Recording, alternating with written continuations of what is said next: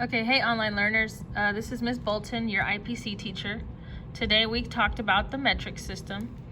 We kind of talked about it before in some of your reading of the textbooks, but today we'll just go over it a little bit more detail. So, the metric system is basically used to measure. It is a systematic way to measure so that no matter who's taking the measurements, we're all using the same unit. So let's read this together. How big is it? This is a question people often ask when trying to figure out if an item will fit into a certain space. You would certainly ask the question if you had to help move a piano through a doorway into your neighbor's living room, or if you wanted to set up a fish aquarium on one of your shelves. Scientists often ask how big is it when trying to determine how much material is contained in a sample they are studying. All material is made up of matter. Matter, the stuff of the universe, defined as anything that has mass and occupies space. That's important that you guys know that. To find out how much matter is in a sample, scientists use the metric system. An improved version of the metric system was devised in 1960. The system was known as the International System of Units and is abbreviated as SI. All SI standards are universally accepted and understood by scientists around the world, allowing them to communicate accurately and effectively with each other, describing their findings. So in other words, when scientists are communicating that the data they found, they all decided that they'll use this one form of measurement. If they didn't, then everybody would be using all different types of forms of measurements and nobody would know what that number actually represented. It's kind of like thinking in language. Like if every scientist reported in a different language, you've got a scientist reporting in German, and a scientist reporting in French, and a scientist reporting in Japanese, and another scientist reporting in English, and they don't know all the other languages, then they would never understand what that scientist was trying to say. So numbers are universal. You know, the number 1 represents one unit, just like it represents one unit in Japan or Germany or France. The number 1 represents one thing. So that's why they decided to do this metric system, so that when they're taking measurements, we're all measuring in the same type of unit. We're all measuring in meters. We're not measuring in inches or any other, or feet or yards. We're going to use meters when we talk about measurement of length. When we talk about weight, we're gonna talk in grams. We're not gonna say pounds and ounces. Over in Japan, they might say something different. We're all gonna use grams, so that when we see 5 grams, we all know what that number represents. It really helps make the information a lot more understandable. Okay, next.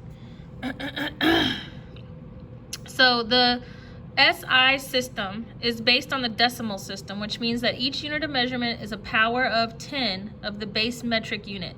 There are 7 base units in the SI system, and each one of these has a symbol for that unit. Below is a table with the name and symbol of basic SI units. Other measurements, including volume, speed, acceleration, and force, to name a few, are derived from the units of mass, length, and time. So this is basically saying if you measure something's length, you're going to use meters, not inches, not feet, not yards. We're going to use meters. When we measure time, we're going to use seconds. When we measure mass, we're going to use kilograms. When we measure temperature, we're going to use Kelvin. Not Celsius, not Fahrenheit, but kelvins. When we're talking about electrical current, we use what's called an ampere. When we talk about the quantity of a substance, we use a mole. And when we talk about luminous intensity, we're going to use a candela. Okay. The measurement of length can be used to compare the metric system to the English measuring system, with which you may be more familiar. Consider, for example, a typical ruler used to measure the length of an object. Almost every ruler has markings on both edges. Along one edge are the English inches, and along the other edge are the metric centimeters. Okay? So this right here, this top part, those are inches. And this part down here is centimeters. You guys have seen this plenty of times. Every ruler pretty much looks like this in the United States. Okay, so below is a representation of a piece of regular computer paper. Click on the paper. Okay, so there's a piece of paper, and they're using this blue ruler to measure that piece of paper. And as you can see, they're saying the piece of paper measures 11 inches, and 11 inches is also the same as 28 centimeters. But you see, that's different types of units. Inches is not the same as centimeters. So instead of, if we were reporting this as data, we wouldn't say 11 inches. We would say 28 centimeters, because centimeters is the metric unit that everybody uses. Okay, so as you can see, measuring is simple in both systems. The real challenge comes when trying to convert these measurements into larger or smaller units of length. This is where the beauty of the metric system becomes clear. First, let's take a closer look at the standard unit of length in the metric system, the meter. Okay, the metric system is based on the decimal system. This means that in reference to the meter, every other unit of length is a multiple or fraction of 10. Each of these units is identified with a prefix to indicate which multiple or fraction of 10 is being applied to the base length meter. The chart below shows some of the prefixes used in science. Kilo, this is kilo.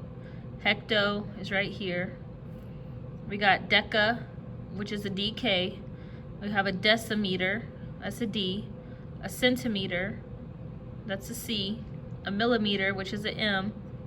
These are the 6 most common. So from kilo to millimeter, those are the 6 most common units that we measure in for meters.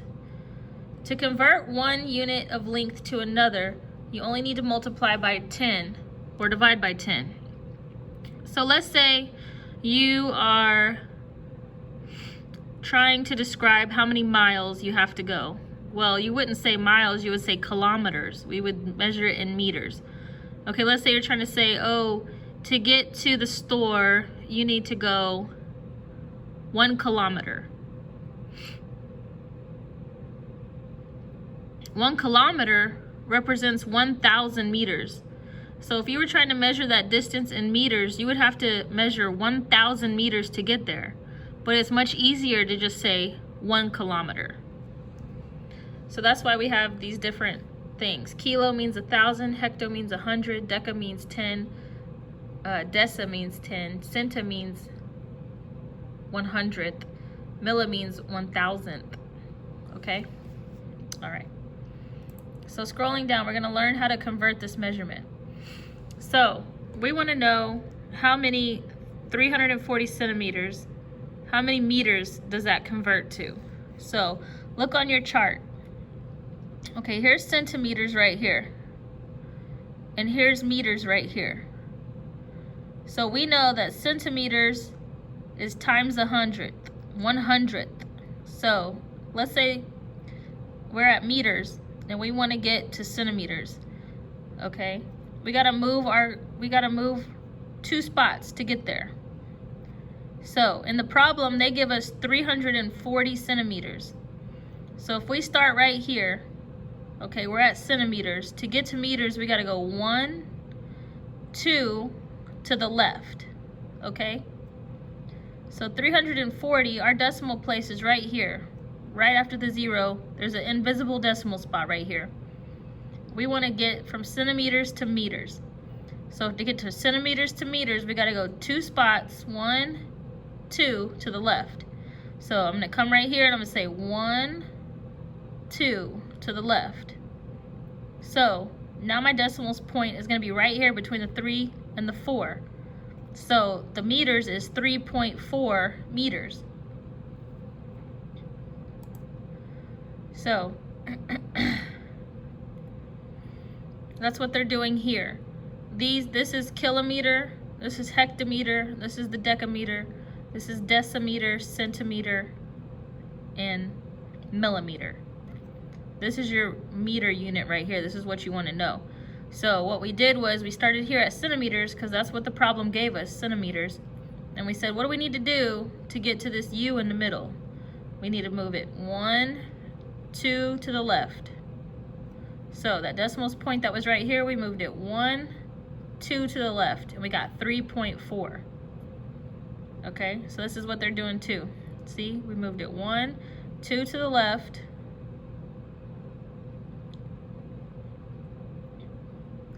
So our decimal started here. We moved it 2 to the left, and now we're in 3.4. Okay, so we can conclude that 340 centimeters is 3.4 meters. Okay, here's another one. We want to convert 14.521 hectometers into millimeters. Okay, so we're asking how much does 14.521 hectometers, how many millimeters is that? So look at our chart. Here's our hectometers. This is where we're starting, right here, hectometer. And we're gonna end up all the way over here at millimeter.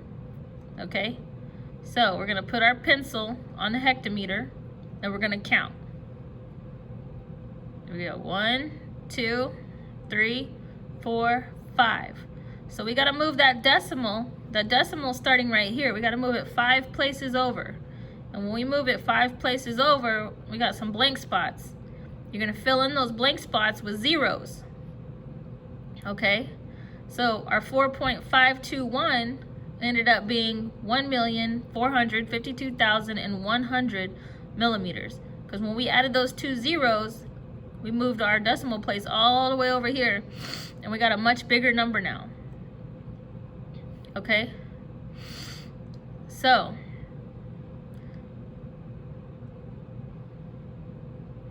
now let's talk about that computer paper again. Remember, let's say, suppose you wanted to convert the length of the paper into centimeters, into the next largest metric unit, the decimeter.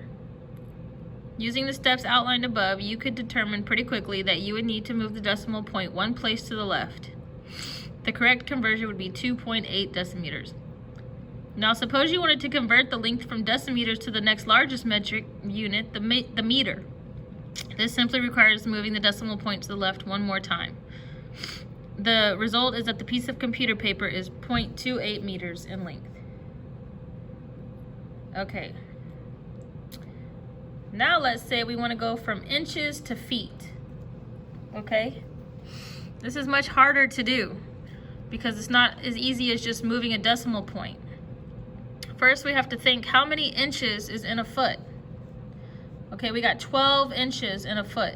We all know that 12 inches is in a foot. So we take the information, we say 1 foot is 12 inches, that equals 1. It's the same thing. 1 foot over 12 inches is the same thing as 1 over 1, which equals 1. But we don't really, what we have is 11 inches. We don't have 12 inches, so we can't just simply say it equals 1 foot. We want to know how many feet is 11 inches, not 12. So you take 11 inches and you divide it by 12 inches and you get 0.92 feet when you round. Now that obviously is a lot harder than just doing the metric system, which would be just adding zeros. Okay, so the metric system is a lot easier to convert into other numbers than the English system. So that's another reason why we use the metric system when we're talking about measurements. Okay, so now what you're going to do with the information that you've learned here, you're going to go to your Google Classroom, okay, and you're going to go to your classwork tab, and you're going to look right here. It says Assignments Week 4, August 31st, September 4th. You're going to click on the assignment. You're going to view assignment. Oops, that's what it looks like for me. And you're going to click on this Google document. Okay, and you're going to answer the questions based on the information that we just went over in this video. Okay? And if you have any questions, please let me know. On this section right here, 1 through 4, you're going to use these words up here to fill in the blanks. Okay? And then matter is anything that blank and takes up blank. That's directly from the video. We talked about that. And then the rest of the number 7, that's also in the readings that we did. Okay? So you guys need to get this done and turn it in is due today. This is what we did in class. And if you have any questions, please send me an email. Thank you.